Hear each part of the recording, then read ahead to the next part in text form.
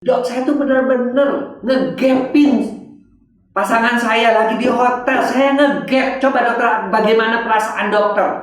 Bahwa itulah yang mengakibatkan komunikasi di mana kita menatap mata pasangan kita, di mana kita bisa menyentuh dia, ada apa sampai disentuh, sambil senyum, sambil digoda, itu hilang. Seks itu mesti dibuat tetap baik.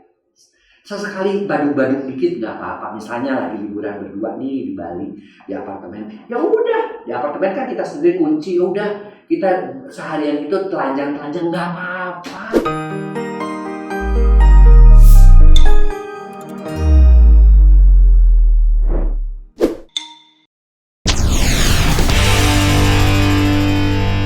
Gimana ya, sahabat Twis? Nih, ini paling banyak kasus-kasus di klinik Pasutri ya, itu adalah berhubungan dengan perselingkuhan ya. Nanti kamu boleh komen kok di kolom ya. Seperti misalnya begini, dok, saya tuh benar-benar ngegapin pasangan saya lagi di hotel. Saya ngegap. Coba dokter, bagaimana perasaan dokter? Ya, saya juga, karena saya selalu solusinya, kamu boleh tahu, solusinya saya selalu mengatakan, yang namanya terjadi perselingkuhan itu mesti saling introspeksi. Kenapa sih si laki bisa lari? Kenapa sih si perempuan bisa ngegap juga kan?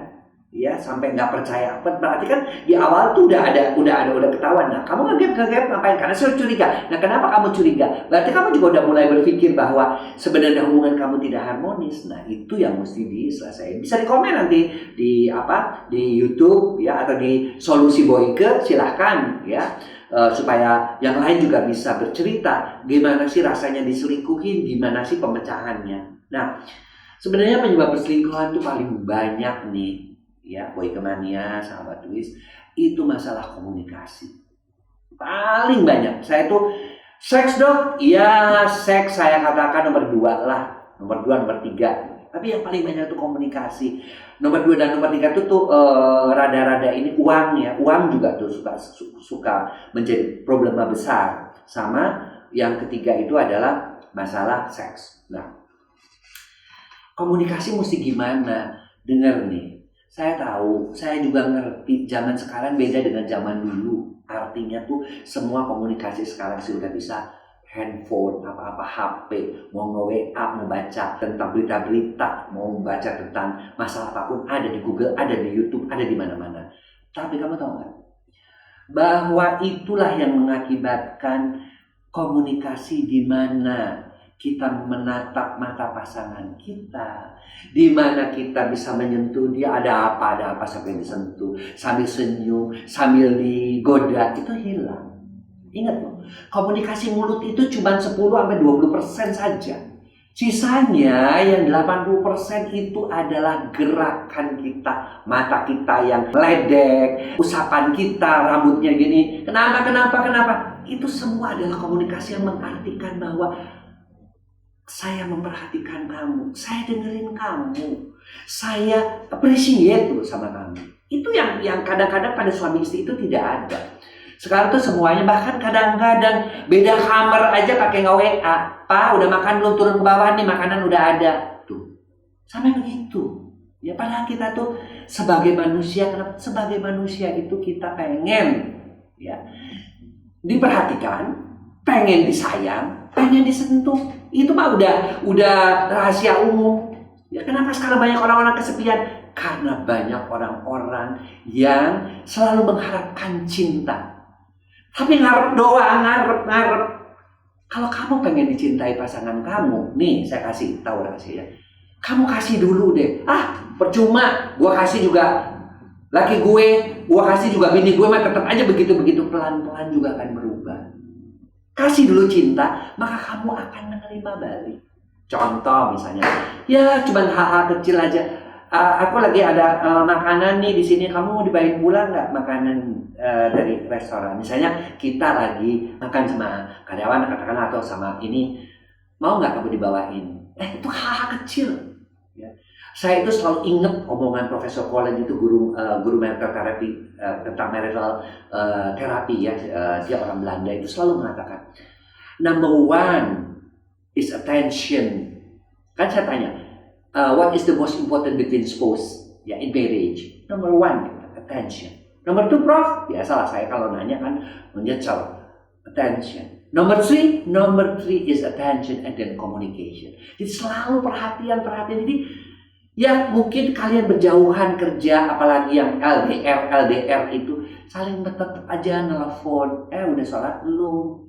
Udah makan siang belum? Aku jadi aku lagi beli buah, ingat kamu. Hal-hal yang begitu kayaknya cemen ya, kayaknya sok romantis ya, kayaknya ini banget ya. Tapi itu justru yang bisa membuat perkawinan itu selalu langgeng. Itu bukan aku yang ngomong loh, itu Profesor Collen yang ngomong sama aku ya waktu aku ikut dalam satu kongres tentang marital therapy.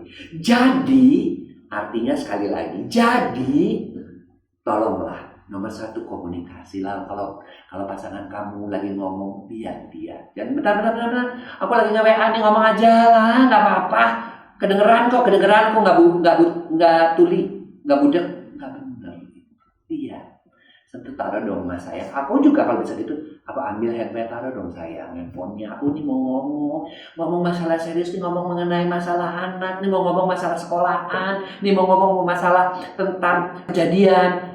Begitulah caranya, attention. Ya ketika ngomong, tatap matanya, gerakan tubuhnya, dan kita langsung kalau perlu sentuhan dalam bentuk pelukan disukai. Kemudian yang kedua, masalah perselingkuhan itu seringkali disebabkan oleh tadi faktor seks. Ya, oleh karena itu juga saya sering wanti-wanti, khususnya udah pasangan-pasangan yang sudah 10 tahun, 20 tahun, 30 tahun kawin gitu.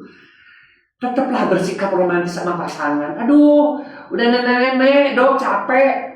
Ngapain sih begitu-begitu? Dengar, ya. Kamu ngerasa nenek-nenek, tapi yang nama si kakek-kakek belum tentu ngerasa kakek-kakek. Dia mungkin merasanya dia masih pemuda yang bisa merayu orang-orang, ya. Jadi artinya apa? Artinya bahwa yang namanya seks itu mesti dibuat tetap baik. Sesekali badung-badung dikit nggak apa-apa. Misalnya lagi liburan berdua nih di Bali, di apartemen. Ya udah, di apartemen kan kita sendiri kunci. Udah, kita seharian itu telanjang-telanjang nggak apa-apa.